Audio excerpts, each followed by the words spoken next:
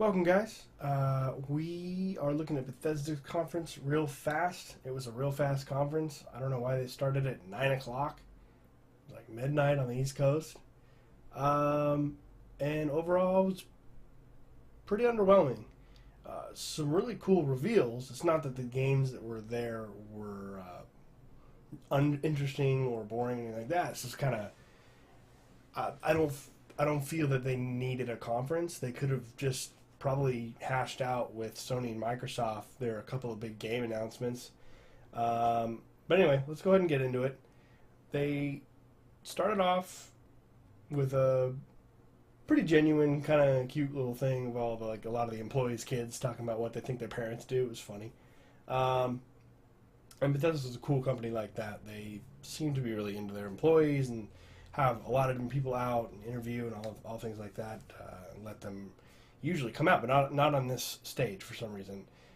Pete Hines came out, introduced how they were going to do this. It was like they were showing off all of the games with returning with this little cartoon of calling a Bethesda land like a theme park, and they would go to the different areas of the little theme park, and those were how they would announce the games. It was all just like they just hit play on a movie, and no, there was like no one there. It was weird. Kicked off with them basically patting themselves on the back for all their great games they've released in the last year, which was kind of weird. It was like, yeah, we've played these games. We're not here to see the games we're playing right now. That was a little odd. Then they came out with the 2 VR titles. I'm not really into VR personally, but if you are, pretty cool. Fallout 4 fully in VR, though there's no hands in the game, so all the guns are just floating, they're just levitating in front of you. That was a little weird looking, but it's a cool idea. And they put Doom VFR. Looks pretty freaking cool as well. If you have the setup to do that, pretty exciting. Bethesda's definitely doing more with VR than a lot of other companies are doing. They're real games, it seems like, so that's really cool. If you have the setup for that, look forward to it. Then they did some smaller stuff. I mean, you guys know I'm a huge Elder Scrolls Online fan, but I don't really understand if you're gonna bring up DLC packs. There are 2 DLC packs: Clockwork City and Sothasil's Clockwork City and Horns of the Reach. So 2 DLC packs with zero detail at all. They just like a tiny little trailer with a few flashes of stuff, the names of the DLC, and that was it. No release date, no information, nothing. It just seemed like, you don't need an E3 conference to show me that you're going to release some more DLC. This is weird. What else was there? There was the Skyrim on Switch. I mean, how many times are we going to see Skyrim release for another console? You can put your Link amiibo there and dress up your character like Link with the Master Sword and Shield. Not something I would want to do. I don't like my fantasy peanut butter mixed with my fantasy chocolate. I'll eat them separately, please. What else was there? Oh, the creation tool, Bethesda creation tool, using third parties to create mods that you then pay for. We already have. They just got done bragging about how they've had 300 million mod downloads in Fallout 4 and Skyrim Special Edition, and then they try to introduce accessories and weapons and new items and new things like this, and you can pay credits for them. They didn't say how these credits work and how much they cost. Obviously, they're going to cost something, so it's a second attempt. As if Steam's attempt at making you pay for mods was not enough of a disaster and a complete failure. They're trying it again. So nobody support this because they're just trying to cash in on that mod community. They're trying to cash in on mod creators, which I understand, paying mod creators for all the hard work they do. I get that, but it's not inherent to the art form. And the corporation trying to ham-fist money transactions for mods is just not going to sit well with gamers. Sorry. So that was not cool. So already like 25 minutes, 30 minutes of this thing is like nothing, really, for E3. No announcements so far. So I was just kind of sitting there like, man, this is underwhelming so far. Then they started announcing games. They announced a standalone DLC story for Bethesda, for Dishonored 2. I have not played Dishonored 2 yet. I will, I promise.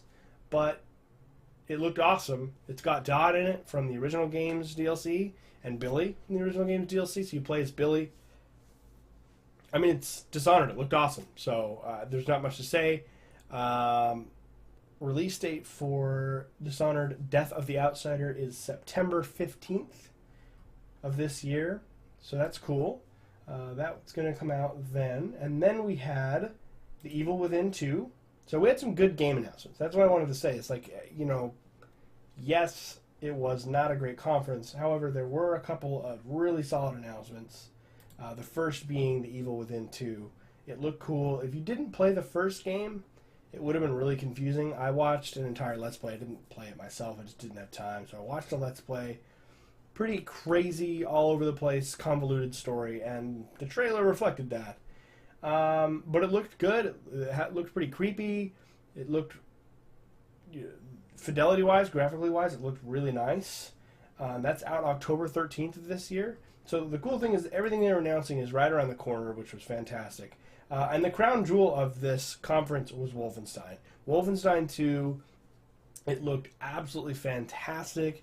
It had this crazy feel to it, sort of a Quentin Tarantino over-the-top action with some humor and extreme gore and just a bunch of moments that would make you laugh and violence, and it looked great. It looked really good. If you didn't play the first Wolfenstein, do it. It's fantastic. I need to finish it. I haven't actually beat it all the way through, but the portion I did play was amazing. So I would definitely say go and play it. It's generally really cheap. I think it's like $20, not even on sale, digitally on Xbox Live and PSN and Steam and all that. And a lot of times it goes on sale. I got it for $6 on Xbox, and I got it for $10, I think, earlier on PC. So I haven't even spent $20. I own 2 copies of the game, so it's really good. And this trailer was awesome.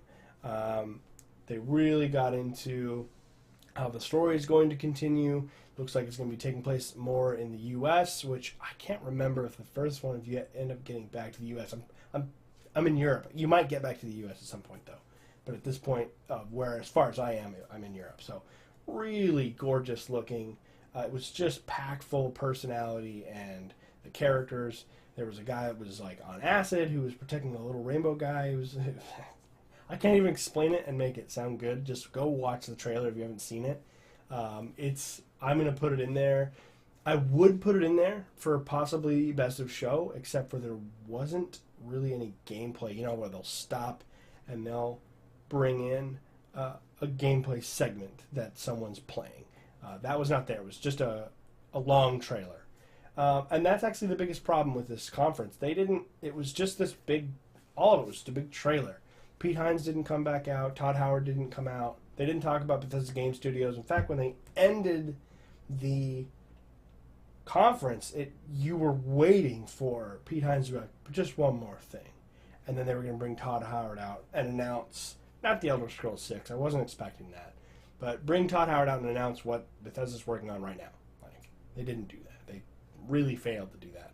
And you could feel the crowd, like, and then he's like, good night. And I was like, oh, really? So it just really went downhill at the end. Big deflated balloon. So it was pretty, like I said, pretty underwhelming. But check out those 2 trailers. Evil Within 2 and Wolfenstein 2 look great. So check those out. They still have, at least they have AAA games that, unlike Microsoft, which had AA and single A games pretty much for the entire time. It's like an indie machine now, I guess, Xbox is. So check them out. I highly recommend, especially Wolfenstein. Looks so good. And keep an eye out for the rest of our videos. This is a real nice little short one. I'm solo today. Mason and Kevin, neither of them could make it for Bethesda, and I'll be doing Ubisoft here in a moment. So, and the PC game show. So I'm going to be doing all three of those here right in a row. Thank you guys for joining me, and we'll catch you in a little bit. Let's talk about the PC game show. I skipped a lot of it. The stuff that I was writing down I skipped. And so I apologize if some of this isn't quite up to par as far as information goes, but I just grabbed the ones that I felt were really interesting and were probably the most popular. There's a lot of stuff on there that I don't think a lot of people really care about. I could be wrong. Could be wrong. They opened up the show with an announcement for XCOM 2 DLC. It's called War of the Chosen. It looked really slick. There's some new, there's like a new soldier type. She's like, she can cloak, and she's a melee character, so she can cloak for several movements, get up behind people, and like stab aliens in the back. It was pretty sick. And then there's some new alien types. One of them was like a Templar, where they have almost magical abilities.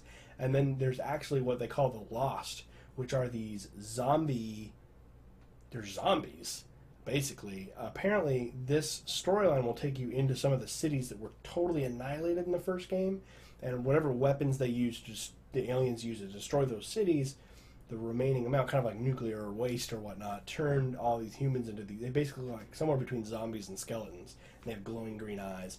So it changes the way you play the game, because they're just melee and they just rush you. All of them just rush you. So it changes the tactics of XCOM, because you're just surrounded and they're weak, and there's a million of them. So I'm really curious to see how that works. I never beat XCOM 2. I kind of suck at it, to be completely honest, but it's a great game. And it kind of inspired me maybe to jump back in, maybe do some Let's Plays. You guys can laugh at me while I struggle through XCOM 2, maybe. So that was really cool. That's going to release on August 29th.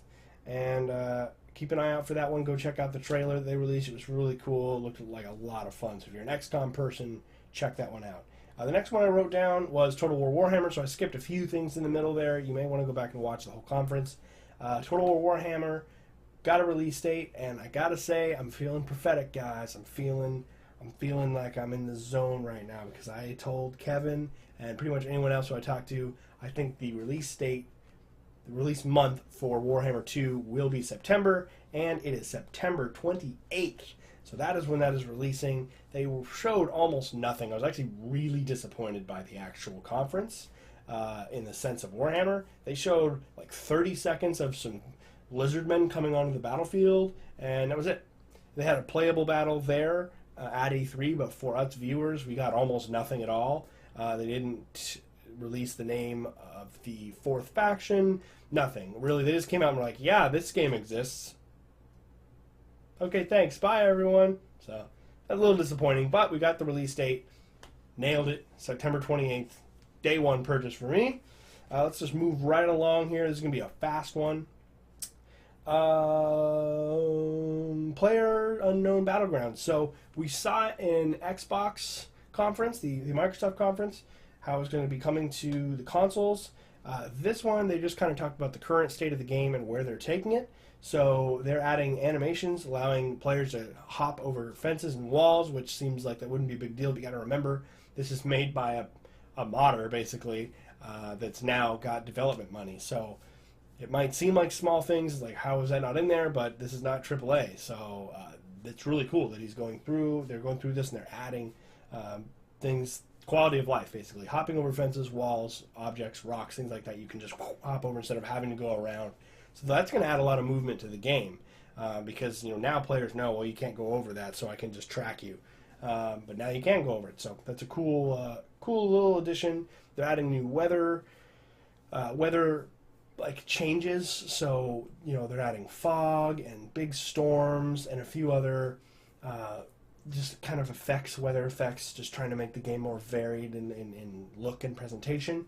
New weapons. They showed off in a specific assault rifle. I'm sorry I didn't write it down.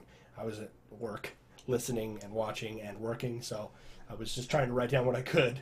All of that's coming up. They were very vague about dates. Brendan didn't want to give a lot of dates. They're working on new maps. The one he brought up was like a desert with a ruined city in the middle, so that sounds cool.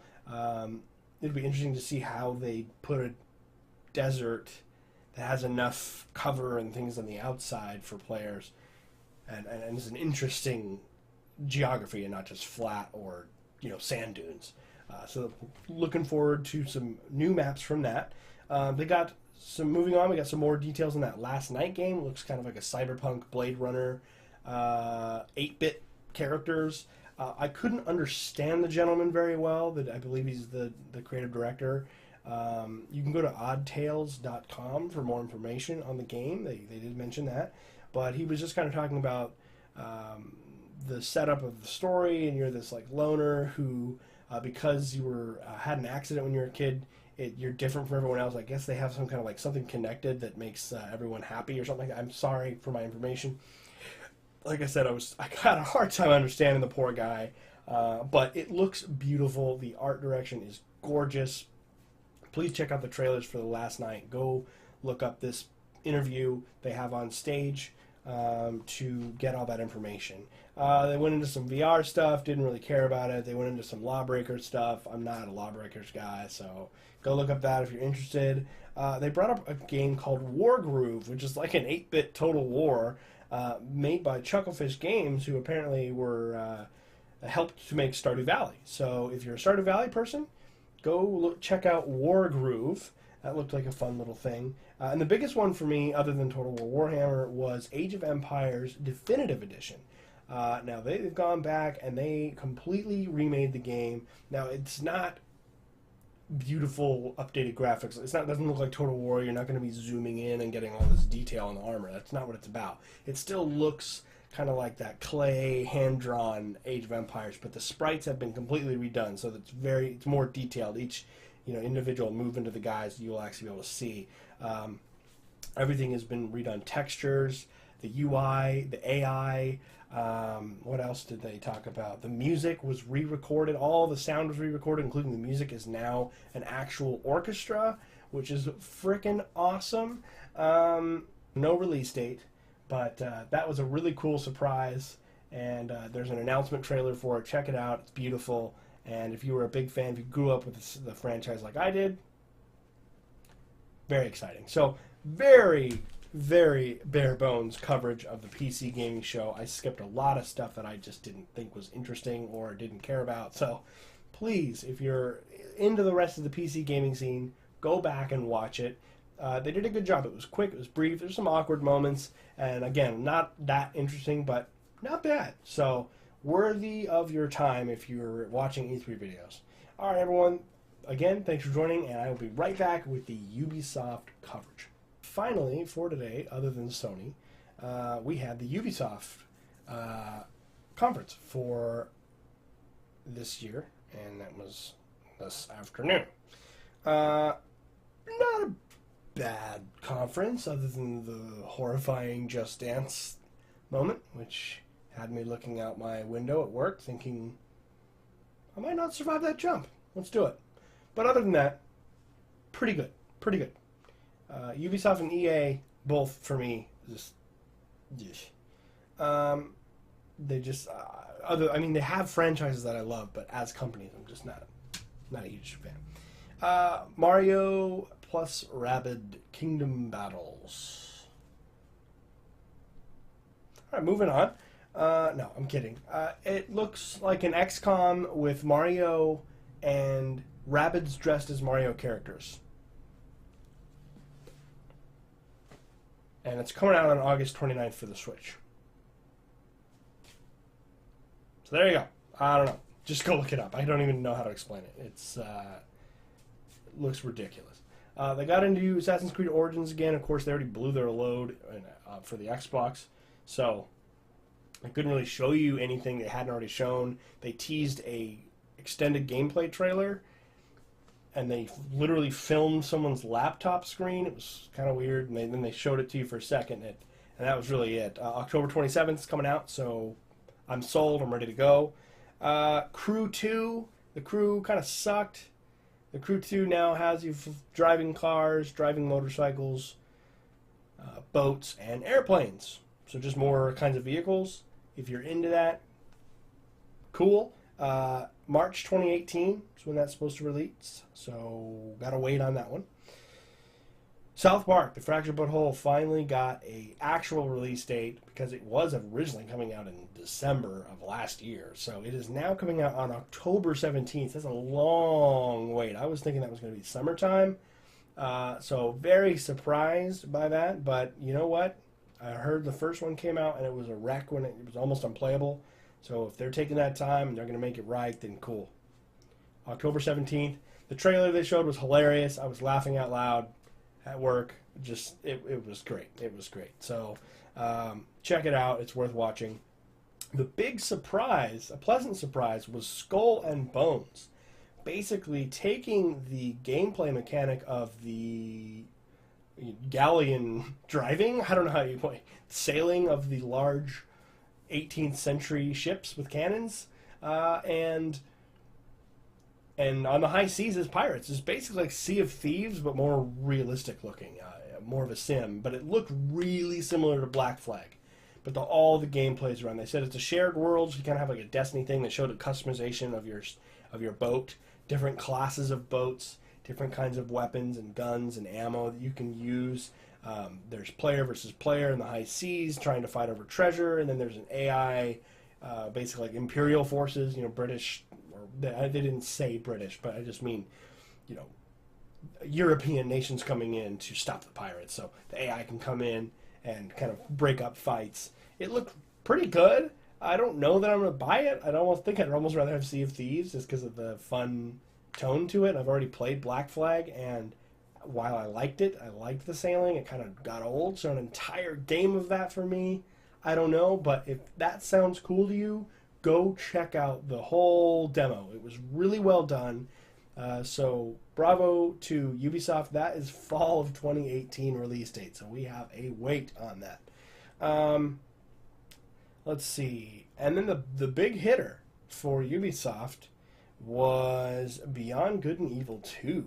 Now, I did not play the first one, but this was crazy. This looked like Fifth Element meets Firefly meets Animal Crossing, because there were talking animals in it. All the males were animals and all the women were beautiful human women, which is a little weird. But that could have just been because they wanted to get those characters from the original game, and I am ignorant to that. So if you're a fan of that game, it's kind of a cult classic, go check that out. It was very funny. It had a lot of great moments. It was just a CG trailer, so nothing. And they said there's no date on it. So who knows? 18, 19, I don't know. But it was really cool. Very exciting. They didn't reveal what it was until the very end, and people were blown away. They were so excited. So I'm really happy for fans of that game. I know how that feels, so it was really cool to see the way they revealed it. It was very tasteful. The game was funny. The whole crowd was laughing. So good job, Ubisoft. They did show Far Cry 5 as well. Again, I'm just not a Far Cry guy, to be totally honest. They closed the show with Beyond Good and Evil 2, but Far Cry 5 was there.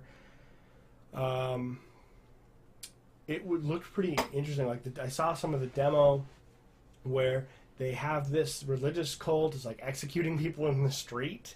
I kind of got the feeling that you're like the sheriff, and there's some government help there for you.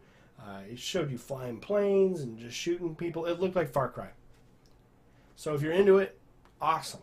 Go check that out as well. I'm just kind of summarizing this because I'm on my own, and I didn't get to see the entire section with Far Cry 5 in it because I was working. So, yeah, that is Ubisoft. They did a good job. It was not painfully awkward other than the Just Dance 2 weirdness. And I'm looking at my list here. A solid lineup of games that really hit on their different fan bases, which is great. I mean, you've got this Mario, Rabbids, Ubisoft, Nintendo thing. You got Assassin's Creed. You got The Crew.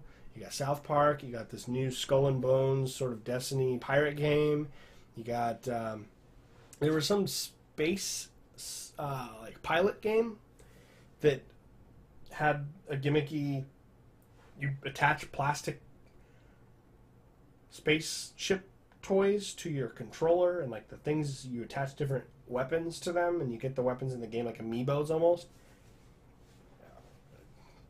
yeah, I don't know. So go look at that if you want. I don't know. It was weird. It was a low point for me.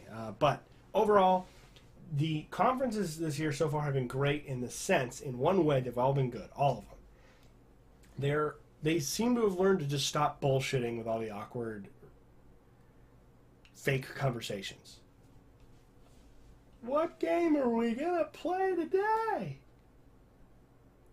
You know, none of that. They just like, here, game, done. So I've appreciated the brevity from all of these conferences, even the 2-hour ones where Xbox had 42 games. It was just game. Now, I didn't like all of them. I hated some of them, actually, but it didn't matter. They have the idea of what people want. We're here to see new games, to show us new games. They've been nailing it. All of the conferences have been nailing it. So good job to everyone so far this year. I'm really looking forward to Sony's because I feel like they're going to kick everyone's ass this year with a bunch of fantastic AAA exclusives. So we will talk to you here in a few hours. All right, guys. Thank you again for joining. And again, I know I didn't really cover things too much. I'm just kind of giving you my impression. So please go look and watch the actual videos, get all the information, read the articles, come back, comment, and we'll talk. You can fill me in on something I may have missed or didn't talk about. I'd love to have that conversation with you. Just tell me what you like, what you're interested, and what you want to talk about. All right, guys. Thanks. Later.